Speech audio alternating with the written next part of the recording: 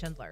On today's First Coast Connect, after the assassination of a political firebrand, we talked to local campus leaders about how they are working to bring civility to campus conversations. Then, Duval County has the largest urban tree canopy in Florida, but it's also losing more trees faster than the rest of the state. We discuss why and preview tomorrow's Tree Canopy Town Hall. And the speed, precision, and percussive brilliance of Giovanni Hidalgo comes to Jacksonville this week. We ask him what audiences should expect. Join the conversation. Give us a call at 904-549-2937. You can also email First Coast Connect at WJCT.org or tag us on social media. It's all ahead this hour after the day's news.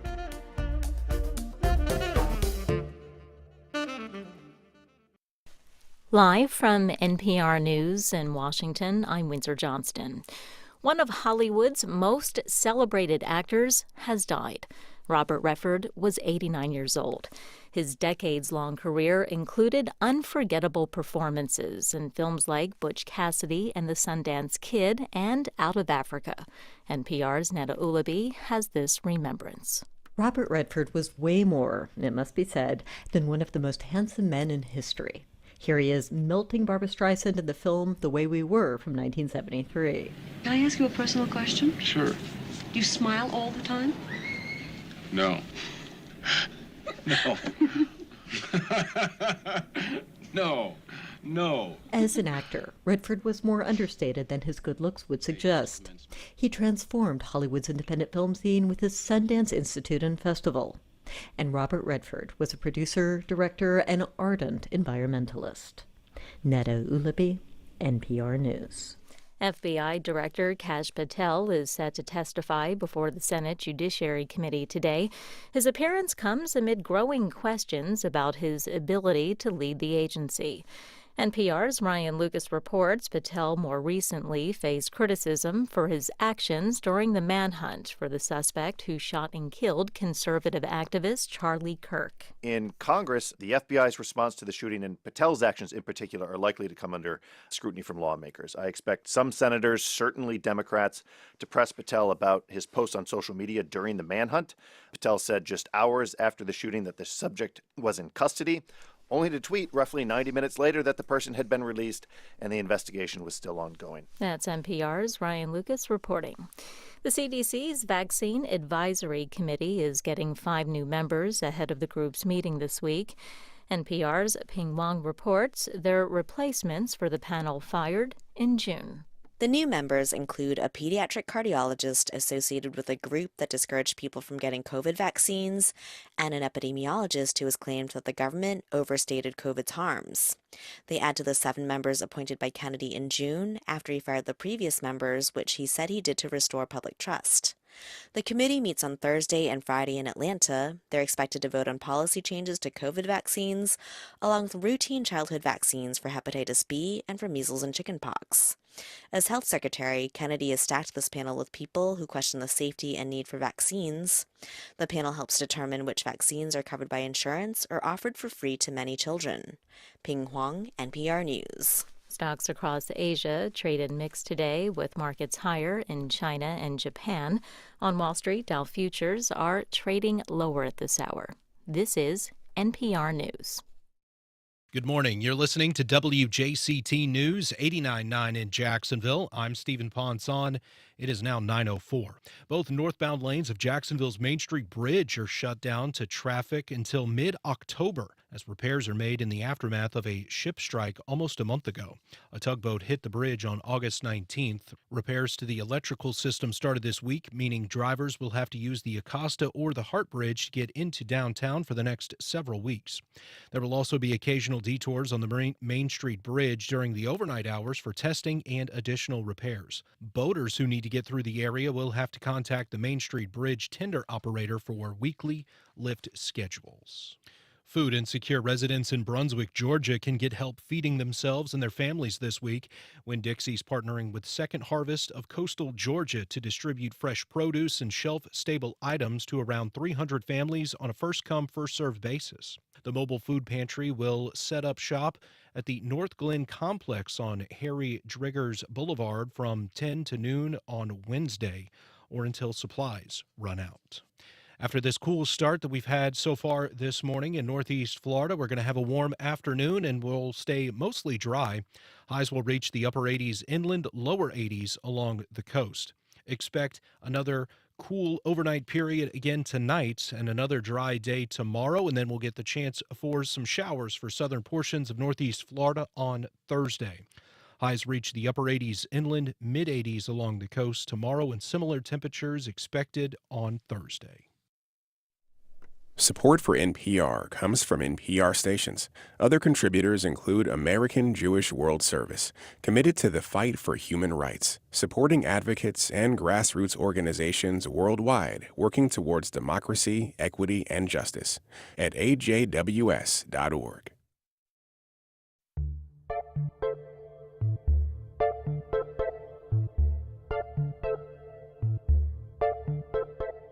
Support for First Coast Connect is provided in part by Baptist Health and North Florida TPO. Good morning. I'm Ann Schindler, and this is First Coast Connect. Today, how an assassination at a Utah University campus is impacting political conversations at other schools. We talk to students about the complicated realities of the current moment and explore local efforts to foster dialogue at a time of division. Later in the program, we sit down with conga master and Grammy Award-winning percussionist Giovanni Hidalgo ahead of his Thursday show in Jacksonville. But first, the murder of a political influencer provoked a range of reactions, from grief to gallows humor. But it also demonstrated the power of social media to shape our conversations and, in some cases, even our perceptions. Here to talk about trying to restore civility to conversations both on and off campus, we're joined by Gabriel James, founder of the Pathway America chapter at Flagler College. Welcome back, Gabriel. Hi, it's good to be back. We're also joined by Zuzanna Pankowski, the group's Strategic Initiatives Officer. Zuzanna, thanks for being here. Thank you so much for having us. Michael Binder, political science professor at the University of North Florida. Good morning. Good morning. And Elizabeth Andersen, Chief Executive Officer at OneJax. Hi, Elizabeth. Good morning. So, Zuzanna, I want to start with you. You're also a student at Flagler College, in addition to your work with Pathways. What is the mood on campus? How have things been since this really shocking and tragic murder? So I have to say, we've mostly witnessed students be very distraught by what happened. They're shocked that this kind of act can occur on a college campus. Personally, I've had conversations with students where they're kind of concerned to talk about how they're actually feeling about this situation because they don't know who they're going to be talking to and how that person is going to react to what they're saying, which that's what we do at Pathway. We encourage to have those kinds of civil conversations, but it's been shocking to realize that people are scared to talk about how they're feeling. And I personally have not witnessed anybody speak negatively or promote what happened to the political figure Charlie Kirk, but Gabe did talk to a few students on campus a few days ago, and he definitely had some enlightening conversations. Gabe, tell us about that. So I stood on the Flagler College campus with a sign that suggested that we should not, political violence has no place in America. And what did the sign say? It says political violence has no place in America. And a lot of students were angry because they thought that this was a message solely for the death of Charlie Kirk. And I tried to emphasize to everybody that came and spoke to me that this is not just for Charlie Kirk, where everybody's sort of invigorated right now because Charlie Kirk, everyone sort of had this parasocial relationship with him through social media and whatnot, whether that's positive or negative. But this is also for the Minnesotan lawmakers who were murdered in the name of their political ideas. And students in schools have been murdered for religious or for political ideological reasons as well. And I think now is a good time to start really voicing our concerns about that from Pathway America. And for people who, we've had you on to talk a little bit about political civility and difficult conversations on campus. What is Pathway, though? What is this organization? Because you previously were part of a group called the Political Forum at Flagler College. So the Political Forum at Flagler College was just a student club. It still is a student club that sort of laid the framework for Pathway America. I founded the nonprofit organization Pathway America a year ago to try and expand the ideas of the political forum to campuses beyond Flagler in a much larger scope. So these are ideas of productive and free speech on college campuses, productive dialogue, depolarization, and responsible leadership in government. So these are the kind of ideas we're now we're now facilitating at the Political Forum, which is a chapter of Flagler College, of Pathway America. And we're trying to now open new chapters at other colleges around Florida that should be coming here soon, the next year or so. So, Michael Bender, these are students at Flagler College. Obviously, you are at the University of North Florida. What have you been experiencing, both as a faculty member and somebody who's kind of interacting with students since this murder? Honestly, not a ton. Sure, if you are steeped in this and you are maybe a member of Turning Point or the Socialist Club on campus or whatever it happens to be, like this is what you do day to day, it impacts you, et cetera. The vast majority of our students probably don't even know who the guy was. And that's something that I don't know that people in our world that do this for a living fully comprehend. Yes, a ton of people know who he was, but a ton of people don't. And 3 weeks from now, we're not going to be talking about this. And I think that's something that people are going to try that forget in the moment too. I'm interested that you say that because I've seen a lot of people say this is, the start of something, whether it is more, concerns about political violence increasing or just a rise in activism. Certainly there's been a spark of interest in Turning Point and a lot of people, expressing interest in starting chapters of that at schools around the country. I've seen reported. So, we all know that the news can change quickly. But you don't believe that this is something that is a inflection point. I don't. I'm not going to say that there's not going to be more political violence. Of course there is. It's part of our fabric of this society. We have ebbs and flows. But think about the attempted assassination of Donald Trump, like where they almost got him. That was essentially forgotten a month later, and that we still think about of my generation, like we still think about Reagan getting shot and what that led to. I feel like that was more impactful than Trump, and it's the same exact circumstance. These are things that, because the news cycle is so quick and it will pass, something else will happen. Heck, Robert Redford died today. That's going to be the headline tonight on the news. Elizabeth Andersen, I'm interested. I mean, your group is focused on having hard conversations and doing it right. What are you seeing in the wake of this killing that has you thinking about whether we are doing it right, whether people are approaching this in a way that's going to either assist the political environment or not? Yeah, this season we are doing our Breaking Bread and Barrier series, and we're talking about humanity in the age of information. In fact, tonight we'll be here at WJCT with our first program talking about social media and algorithms and the way that they are designed to divide us. And so as I listen to the students and I listen to Mike talk, there are whole groups of people that absolutely know who Charlie Kirk is, who absolutely believe that he was a hero. And then there are people who have no idea who he is because our feeds are curated to keep our attention. The way that information is designed to be fed to us is what it thinks we want to see. And so we are living in almost alternate realities and trying to bring people together to have conversation with some common ground is becoming increasingly difficult. And unless we get together person to person, face to face and try to have some of these hard conversations, it's only going to get worse. I mean, it's interesting you say, the algorithm is designed to feed us what we're interested in or attuned to, but it is also designed to agitate. We know that certain kinds of posts, certain kinds of information elicits much greater engagement, and that is what the platforms rely on for making money and growing. And so I would imagine that that's also something that you'll be talking about is the way that it's designed to foment conflict. That's right. I mean, I think that's what clickbait is, right? So they want to know how long does it take before somebody clicks on the story? How long do they stay on the story? Are our eyes attuned to the story long enough?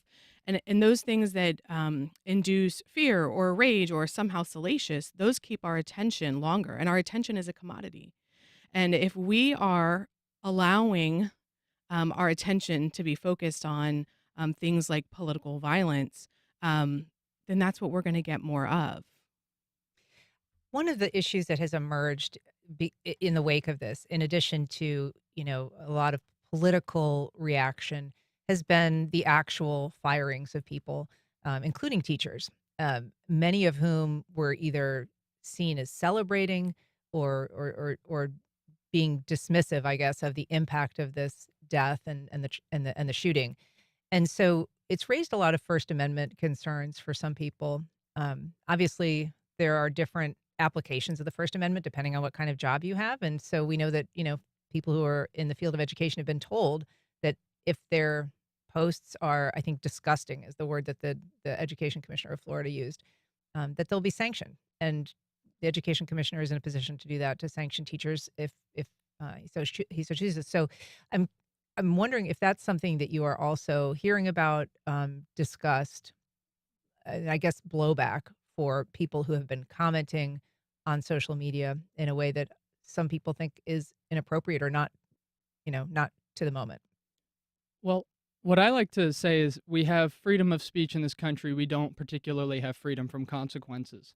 And if you decide to go on social media or to say in front of a classroom some very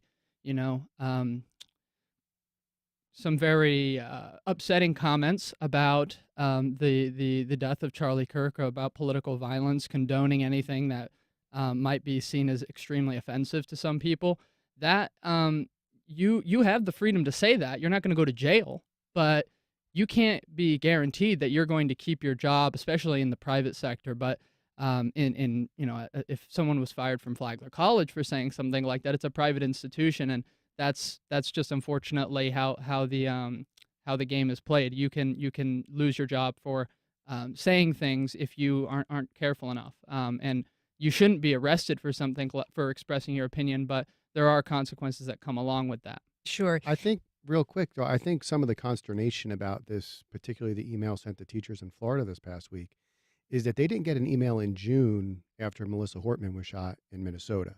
And there was no warnings about people saying bad things about this and your job being in jeopardy.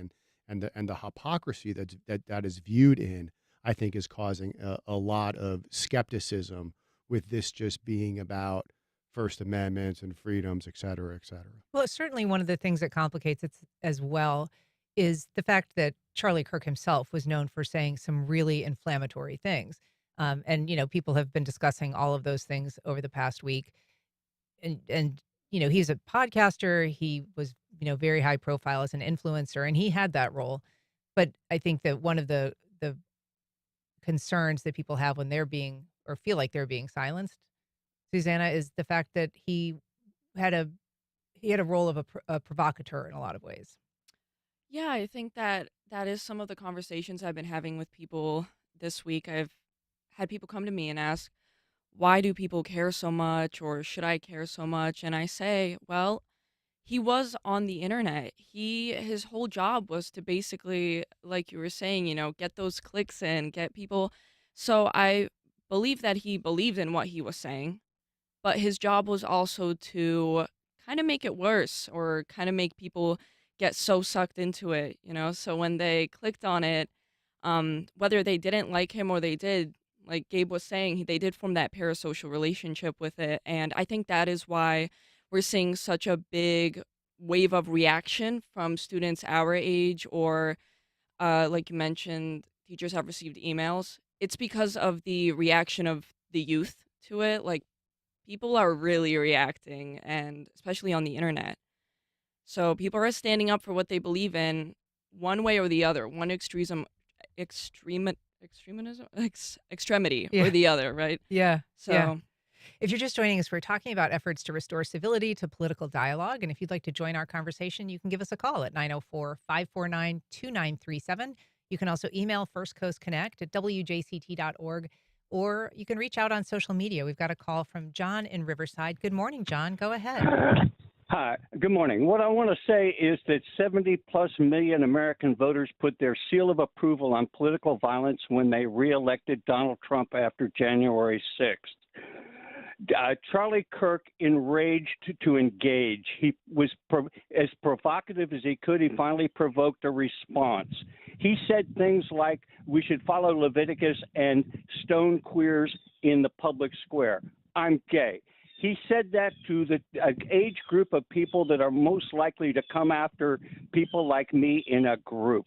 He doesn't have a right. His free speech does not include the right to incite violence. And so any idea that we're going to discuss this calmly, when I'm sitting here thinking, I'm not going to get a gun. I don't want to leave my house every day prepared to kill somebody. But we're in the public square. If I want to wear a T-shirt expressing my political views, I'm going to be dealing with people with guns on their hips trying to intimidate me. Let me tell them right now, they didn't intimidate me when I came out as a gay person in the early 70s, and they're not going to intimidate me right now. I'm happy he's gone. He was trying to harm people like me, and now the flags are at half-mast, and his body is on Air Force Two. This is disgusting. This is fascism. If you don't like that word, take it up with Trump's largest serving chief of staff, his national security advisor, and Vice President Vance, all who called him a fascist. John, thank you for your comments. Elizabeth, I think that, the passion there in John's voice and feeling targeted by the comments that Charlie Kirk would make about certain groups. He's speaking as a gay man, obviously felt that not only was his identity being attacked, but his safety. Yeah, I mean, I think that there's a lot of people that feel exactly like John. Whatever their sort of identity or ideological perspective was diametrically opposed to what Charlie Kirk stood for. And so I think that what's important is that we remember that there are people on the other side of screens, on the other side of the keyboard. And so there are forces that certainly want to provoke us to act in ways that might hurt people.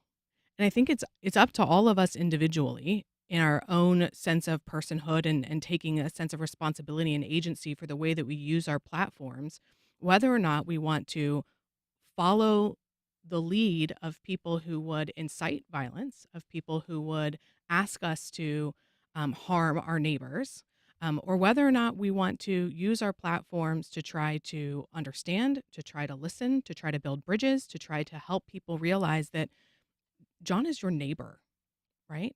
And that there's nothing inherently wrong with him as a person. He's not my neighbor, but I'm sure that John is, a fine neighbor to have. And so when we think about what it means to live in community, and sometimes I think we get too big, right? We think about what's happening in the world or what's happening in the country.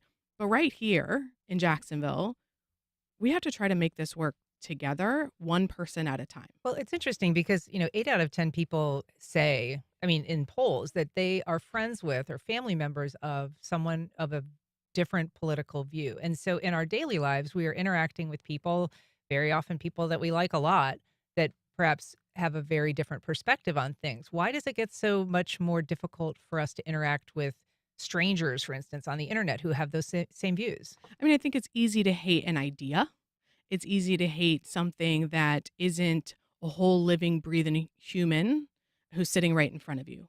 And that's the importance of connection, right? That's the importance of coming together and telling your story, of letting people know, knowing yourself enough to be able to share yourself with other people. And the more afraid that we get to go out into public and to openly share who we are, what makes us us. I'm a dog lover, or I'm a Republican, or all the things that define how we want to be seen, how we want to show up in community. We're afraid to even share some of those things because we're not sure what response we're going to get from people.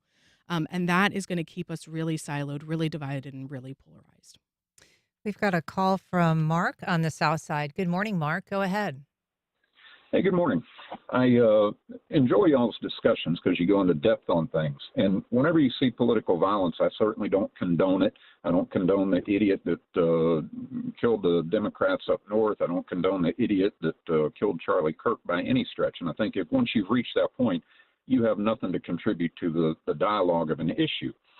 But after something like that happens, in my opinion, people are very quick in today's 24/7 news cycle to try and take a side, to find out what was the motivation behind something. And many times memes pop up, bits that are taken out of context pop up on our social media. News reporters, say things that really aren't factually true. And you just had a caller on there making a comment about how Kirk advocated stoning gays. That whole discussion was taken out of context, and in my understanding, the New York Times even had to retract their story and issue a correction because they were incorrect in attributing that to a thought that was Charlie Kirk's. So I use that as an example of how, and I guess I could be guilty of it as well, that you see something that you think is true and you believe it's true because it closely aligns with what you may perceive as truth inside your own self. So I would, encourage all of us, if something bothers you, if there's an issue that's important to you, then research it. Have good dialogue. Try and find out, what are the merits, the pros and cons of any given article. But to just accept a meme or something, or, even the New York Times having to issue a correction, you might look at the New York Times as a reputable journalistic magazine or newspaper, but they made a mistake. They were incorrect in their reporting. So I would just advise all of us, before you come to some knee-jerk reaction or response to an issue, investigate it for yourself. Yeah, that's a good point, Mark. Thanks for your comments. We also have a call from Marie at the Beaches. Good morning, Marie. Go ahead. Hi, thank you so much. So you may know that the Jacksonville Public Education Fund recently fired one of their employees, Leo Frick Thomas Jr., following his comments on social media after Charlie Kirk's death. As Gabriel pointed out, the Public Education Fund is a nonprofit organization. That's an example of a private entity that's entitled to their own hiring and firing decisions. But we are also seeing that the only reason why this came up was Councilmember Diamond called for this firing, and then I believe Council President Kevin Carrico is filing legislation to have Leo Frick Thomas Jr. removed from the Public Service Grants Council. So I would love the panel to weigh in on, if we're not talking about private institutions, we're talking about city government, where does the line of free speech come into play? Because Mr. Thomas's comments were not incitement, they were not inherently violent. We all know you can't yell, fire in a crowded theater. Some people may think that they're distasteful, and that's their opinion. But I'm confused because I've been told for the past 5 years that the liberals are the snowflakes. We're the ones doing cancel culture, and I'd love to hear what the panel has to say about what we're seeing regarding this legislation. Thanks, Marie. Mike, I'm going to ask you to answer that, but also I just kind of want to inject into that. There was a Supreme Court case on this very issue in 1987 when a clerical worker in Texas who worked for a law enforcement agency said basically she was sorry that an assassin did not kill President Reagan, and she was fired. And her boss said, look, you're working for a law enforcement agency. You can't be advocating for the assassination of the president. But she won that case. The Supreme Court at the time said she had the right to make those comments as long as her comments didn't negatively impact her performance or the functioning of the office. And so to Marie's question, that line between, being dismissed for your comments or for your position on this incident, where is that line? Well, I think there's two things to take into account here. One is lawsuits take time. And two is we are living in a very different legal structure than we were 40 years ago. And if anybody who studies courts in America and the behavior of justices, we are exceptionally polarized, and courts at all levels are particularly partisan, more so than they have been. And I would be skeptical if a case like that were decided similarly in this particular circumstance, if we get to that, because that takes years down the road. What about Marie's question about the role of the city council in this? And again, I'm curious what all of these city council members were saying when Paul Pelosi was attacked in his house just a couple of years prior. The hypocrisy on this is just stunning. Listen, 98% of the people in this country think political violence is bad and we shouldn't do it. But there are absolutely people who benefit from inciting people. And we've talked about this today. The more invested you are, the more scared you are, the more angry you are, the more likely you are to A, donate to a cause, B, knock on doors, or C, show up to vote. There are a lot of elected officials that benefit from this type of behavior among their base.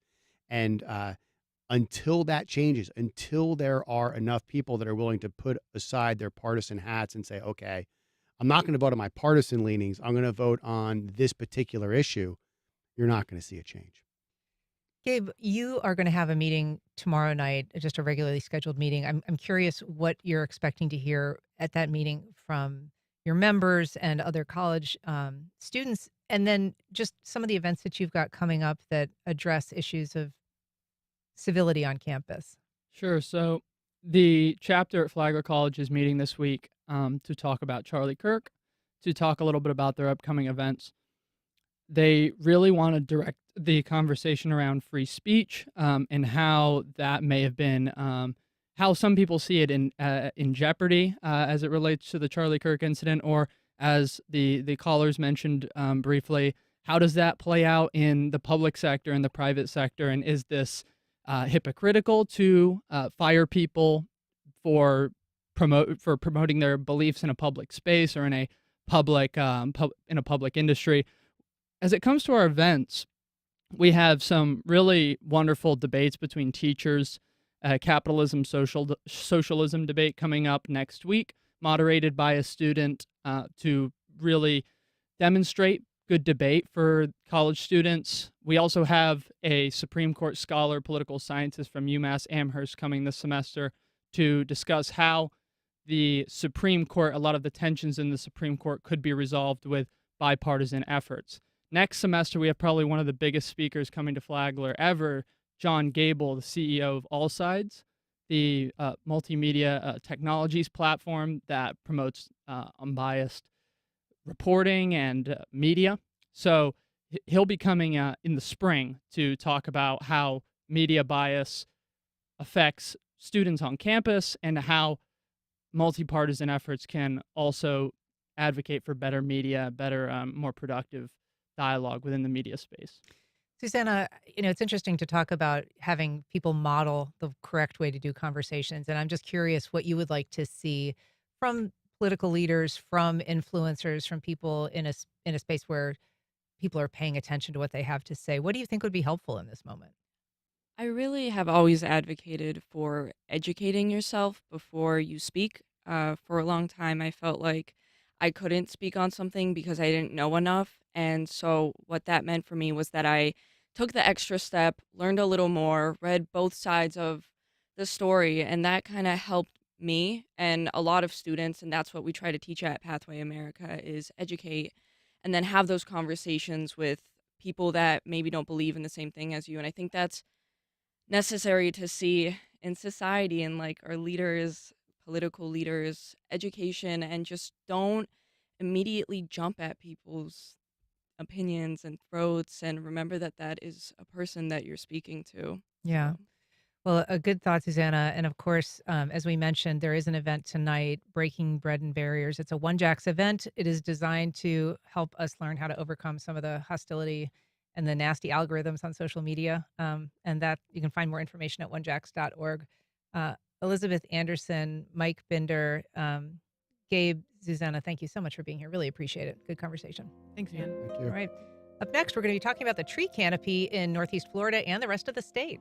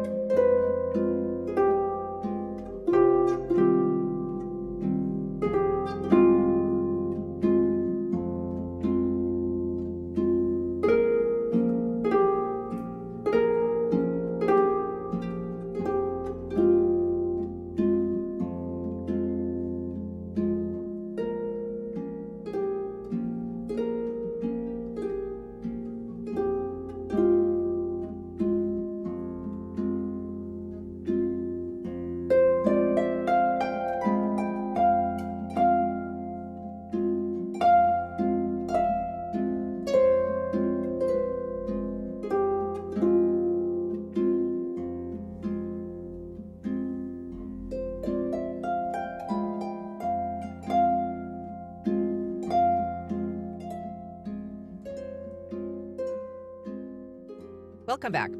Well, our tree canopy protects us from storms, air pollution, and heat, but it's shrinking. According to a recent report here in Northeast Florida, it's shrinking faster than the rest of the state.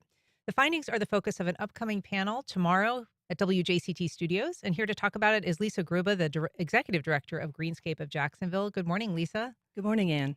We're also joined by Jonathan Colborn, manager of the city's urban forestry program. Good morning, Jonathan. Good morning. And Joe Andersen, an arborist and vegetative specialist at JEA. Good morning. Good morning. We're also joined by Jessica Palumbo, news director at WJCT News and editor of Jacksonville Today, moderator of the panel on the tree canopy. Good morning, Jessica. Good morning. So, Lisa, let's start by sort of defining what a tree canopy is and why it matters. Okay. The tree canopy is basically all of the trees in a particular area. And why it matters is, trees, there are many benefits from trees, including stormwater uptake, shade. They can cool an area by up to 30 degrees. There are a lot of ecosystem benefits. And so tracking that in an urban area is very important as far as, increasing those benefits for the particular city's needs. And I would guess assessing the tree canopy is probably a bit of an art and a science. You're looking at the entirety of this landscape, I guess, through satellite images. I mean, how is, for instance, this report assessing the overall state of the tree canopy? There are many different ways to track the inventory of trees. Satellite is one way, but it is not as useful in urban forestry as aerial imagery. And that's done by airplanes, which is much closer than satellite imagery and much more detailed. So satellite is not as useful for urban forestry as aerial imagery. And so that's what this report was reliant on. Okay. And you manage the city's urban forestry program, Jonathan. So a little description of urban forestry, but also I'm interested in, what this Florida Forest Service report from a couple Decembers ago found about how this area is doing. Yeah, so I manage the applied arm of the city's urban forestry operations, and basically we prune and remove trees and plant trees. We do a few other things too. The state actually put together a very nice report a couple years ago now, and describes all across the state what is going on with urban forests. And in the northeast quadrant, they did find that there's a bit of deforestation occurring. We have a pretty good proportion of our forests compared to other areas in the states, but we're concerned about the direction. That 4% that we're losing per decade is could accrue to be an issue. Yeah, so Jacksonville does okay in this report, and a large part of that has to do with the fact that the city itself is so big. So when you're comparing the city of Jacksonville to the city of Tampa, for instance, it seems like obvious. We've got way more trees, right? We're a huge, incorporated county. So many similarities and differences. I agree with you. Yeah. And yet, you wouldn't have to talk to many people to find someone that says, yeah, I believe that clear cutting is an issue. They've taken down, acres and acres of trees from my neighborhood or my drive to work. And so, Joe, first of all, what is your job? I mean, in terms of being an arborist and a vegetative specialist, are you involved at all in maintaining the city's tree canopy? We do. As a utility, we do get involved in protecting the resilience of our utilities, and many of our utilities share the same space of trees. But urban forestry is like a giant puzzle piece. There are so many pieces. There's municipal pieces, advocacy groups, there's utility pieces, political pieces. So really it will take the whole community to be involved, to include municipalities, to include the corporate sector, to include utilities. And so I think of JEA probably is an agency that gets a lot of heat. You guys have to do trimming, a lot of times ahead of storms, but that can make people upset if you're going through their neighborhood and you're taking down, half of the tree that is in the way of the power line. And so I'm sure that you hear a lot of that. Sure, on from the some community. occasions, but that's why JEA hires foresters and arborists to be on staff to make sure that we can maintain the health of the tree and help contribute to the enhancement of the urban forest rather than the decline. Yeah, Jessica Palumbo, I mean, we'll talk about the event specifically, but why is it that WJCT is interested in kind of advancing this conversation? Well, we've had conversations the past few years under the ADAPT banner here at WJCT Public Media in our studios, these live events where we invite people in from the community We have heard from the mayor, we've heard from the chief resilience officer these past couple of years. This year, when Greenscape approached us about this event, about talking about tree cover, it was something different for us that sounded important, worthwhile having this conversation here. So I was happy to have this opportunity to bring up this issue and highlight it for the community so we could have a conversation, bring in the public, and people could get involved and see what they might want to do about this issue. And ADAPT really does have a broad brush. I mean, it's been, podcasts, it's also been productions, events, conversations, and all around issues, not just resilience, but, sea level rise and climate. Sea level rise is where we started, and all of these issues are intertwined, of course. And super important. Yeah. And if I could jump in and say, in my, this is my 5th year at Greenscape, and doing this town hall was sort of the culmination of all the things we've been hearing from the public over the last 5 years. And we realized that we really want to get the public on the same page as far as understanding the benefits of trees and understanding the particular issues that we are dealing with here in Northeast Florida. And that way, when they want to talk to their elected official or their community, that way we're kind of all working off the same page. And so that was our interest in putting together this town hall, which we did with the support of the Florida Forest Service. Talk a little bit about the situation with trees as they are depleted. I think we often think of clear cutting for a new development as, the chief way that they're removed. But there are, entire neighborhoods, places like Arlington, where the trees that were planted when that became a neighborhood have sort of outlived their natural life.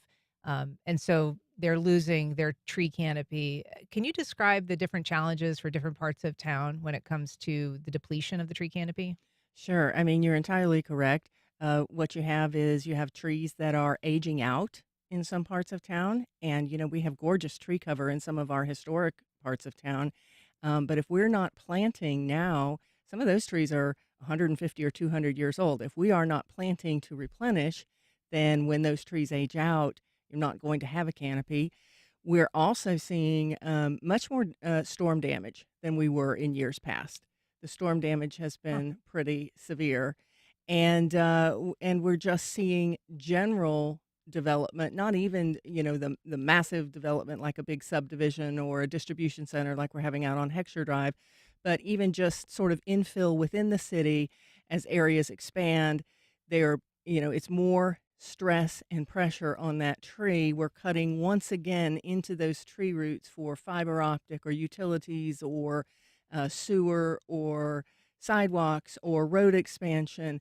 And as we're continuing to put pressure on our existing trees, that's something that we really have to balance as a city. The needs of what the public wants in conjunction with how do we keep this tree canopy healthy. Jonathan, what is the city's perspective in terms of the chief threat to the overall canopy? What is it? Is it storm damage? Is it development that is just removing trees to make way for, new sewer lines? Is it something else?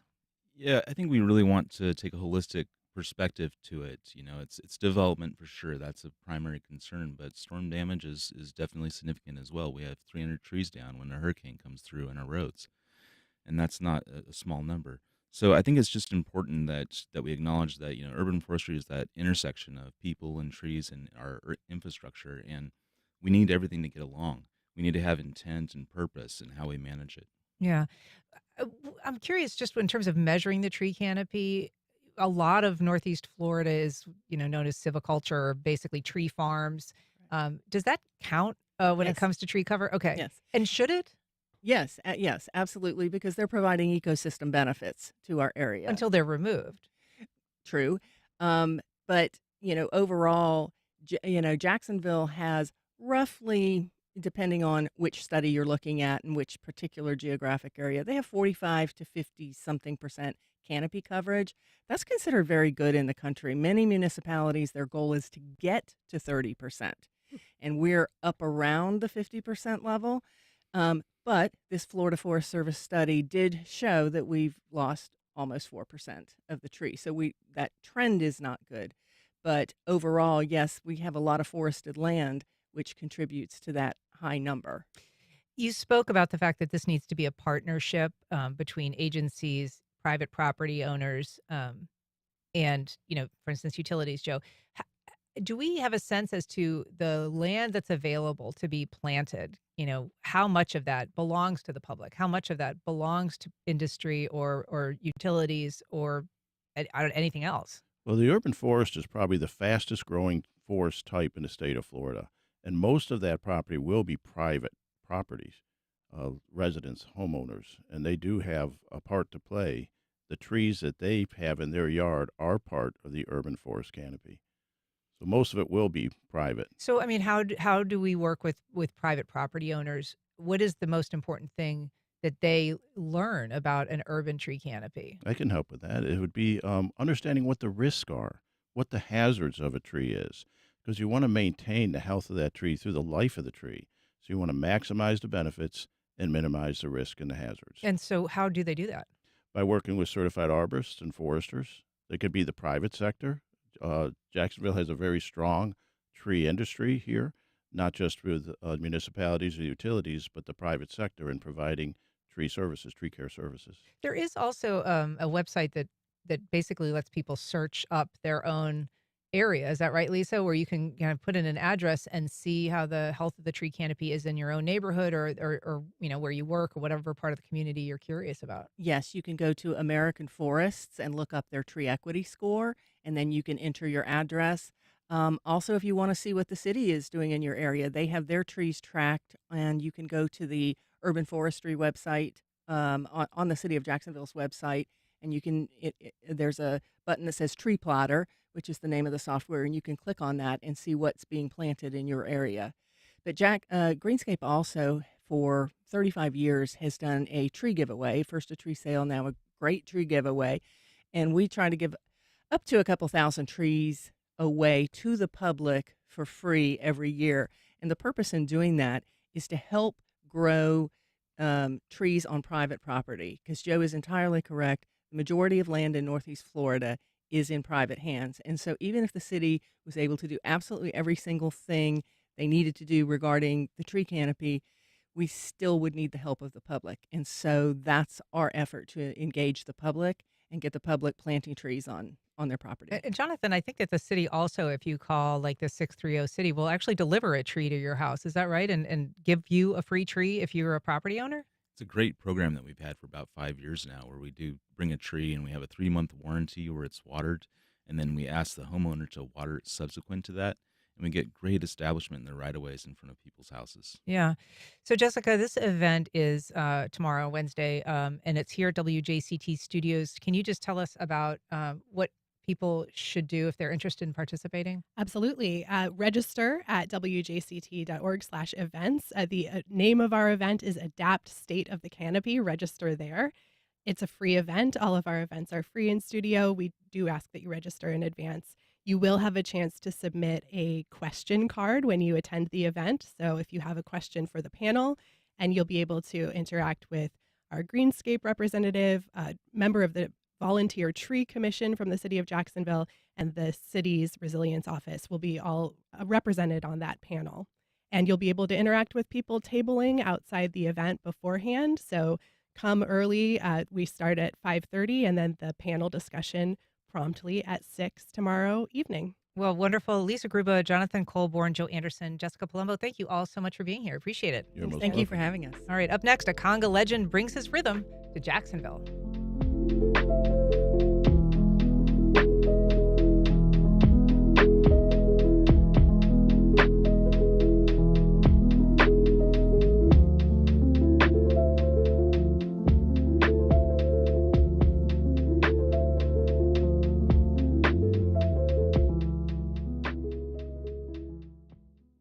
Mayo Clinic, working to fix the unfixable by combining robotics and an endoscope to perform spinal fusion surgeries more safely and effectively. More at mayoclinic.org/Florida. Amelia Island celebrates the 5th Amelia Island Opera season, featuring opera productions, concert presentations, plus workshops, lectures, pop-up performances, and community events. More information at ameliaislandopera.org. Want to stay on top of what's happening on the First Coast on your schedule? WJCT News Now delivers the morning report every weekday covering big local stories, plus health news made simple, behind-the-scenes reporting, and community stories all as podcasts you can play anytime. You'll also get a newsletter with new and popular podcast recommendations. Help keep local public media strong. Start your free trial at wjct.org/newsnow. Kentucky Senator Rand Paul has questions about the White House's decision to strike a suspected Venezuelan drug smuggling boat. So every day the Coast Guard interdicts dozens of boats. So today probably the Coast Guard interdicted a half dozen boats off the coast of Miami. Are we just going to blow them up? We'll take a look at how presidents have used the U.S. military in fighting the war on drugs. That's on the next On Point. Today at 11 on WJCT News 89.9. The internet is full of creative content made by humans. What happens when tech companies use that content to train new artificial intelligence tools without telling the original creators they're using it? And how could these new tools change the internet in the future? How tech companies are using the internet to build AI. That's next time on 1A. Today, starting at 10 on WJCT News 89.9.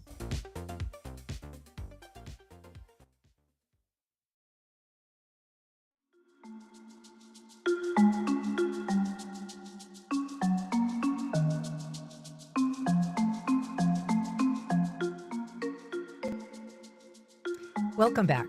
When it comes to speed, precision, and percussive brilliance, my next guest is virtually unmatched. In fact, Giovanni Hidalgo is a Grammy Award-winning drummer and widely considered one of the best conga players in the world. And you have a rare chance to see him here in person in Jacksonville. Joining us via video ahead of his upcoming performance at Intuition Aleworks is Giovanni Hidalgo. Thank you so much for being here. Oh, thank you so much. God bless everybody. And I really, it's a pleasure for me to be here and have this opportunity to play for all you guys. What a pleasure. Thank you. Well, it's an honor to talk to you. So you were born in San Juan, Puerto Rico. You had a very musical family, though. Your father was also a renowned conga player. Is that right? That's correct, yes. One of the conga player of Richie Ray and Bobby Cruz. Also from Puerto Rico All-Star, and many more, you know. So I understand that you were given a conga very young when you were just a child still, perhaps one that was made by your father? No, because of course my daddy, he made some congas like that, but when I started to play this instrument, I was 3 years old. So I grew up with all of them, you know, the musicians of the family, and thanks, of course, to my daddy, too, and my step-grandfather, Nando, that I grew up with that, you know, knowledge. So I would like to have our listeners and our viewers, if they're able to watch the live stream, see a little bit of you on the congas. Let's take a listen.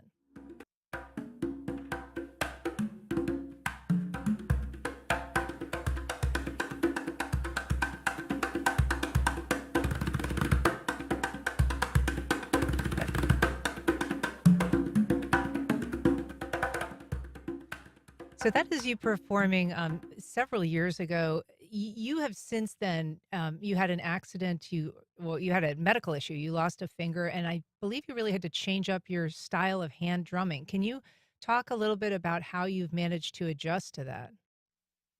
Okay, to tell you the truth, I remember when I was like 9 years old that I tell my mother, Mama, what do you think if I lose a finger or something, you know? And then she was so worried, said, don't say that. God bless you, like that. I said, no, Mama, but if something like that happened to me, I'm ready right now. I know that I'm right now 9 years old, but I'm ready to, you know, knowing where I'm going to play, how I'm going to ubicate my hand, the sound, et cetera, et cetera. So even with this, the condition, all the issues that I pass through, that doesn't change my style. I stay, you know, I'm the same, really, with my technique, the way that I play. it's in my mind and my spirit, and I know where I'm gonna play, how I'm gonna play, the sound, everything, the position, the volume of the sound. I still have all that thing, really nothing's changed, nothing.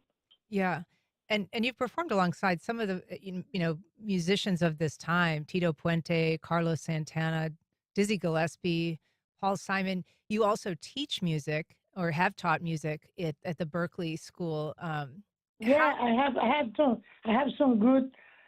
For me, those are like my daddies, my parents, my teachers, my mentors, people like that. All those that you mentioned, also like Ayrton Moreira, Mickey Hart, Saki Hussein, Babatunde Olatunji, Sikiru Adepoyu, of course, Tito Puente, Eddie and Charlie Palmieri, Art Blakey from the Jazz Messengers, Dizzy Gillespie. I always have them in my soul, in my spirit, in my mind. And thanks to them, I'm here too. And we need to keep going forward to show for the next, generation to have them. And that gives me a lot of strength, a lot of energy, because inside of me, I remain like a young guy. My child still right there, and that's the good thing of Giovanni, that I really, really, really, I appreciate that. And I said, wow, let me see how I put this, how I manage to do that, the other things. Always in creating and having a good approach and the loyalty for that all my life, Yeah. Well, the show is Thursday, September 18th at 7 p.m. at Intuition Ale Works in downtown Jacksonville, the Giovanni Hidalgo Trio. Giovanni Hidalgo, thank you so much for being here today. Anytime, likewise. I appreciate this opportunity. Of course, thank you so much. And that's our program. Thank you for listening. If you have comments, feedback, or suggestions, you can send any of it to First Coast Connect at WJCT.org. And if you missed anything, you can catch our rebroadcast at 8 o'clock tonight or find our entire archive on your favorite podcast platform. Join us tomorrow when we talk to community advocates about how the community stands to be impacted as the City Council prepares to vote on a range of healthcare cuts. I'm Ann Schindler. You've been listening to First Coast Connect on WJCT News 89.9.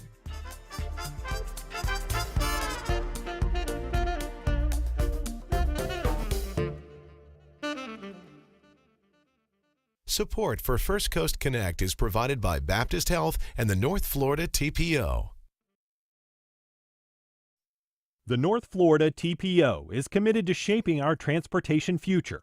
We're focused on planning, funding, clean fuels, and new technologies for a vibrant, connected community. Learn more at northfloridatpo.com. Baptist Health is a proud supporter of First Coast Connect. Baptist Health, committed to building a healthier community for all of us. More info at 202-4YOU or baptistjax.com. Jazz, America's original art form, can be heard 24 hours a day, 7 days a week.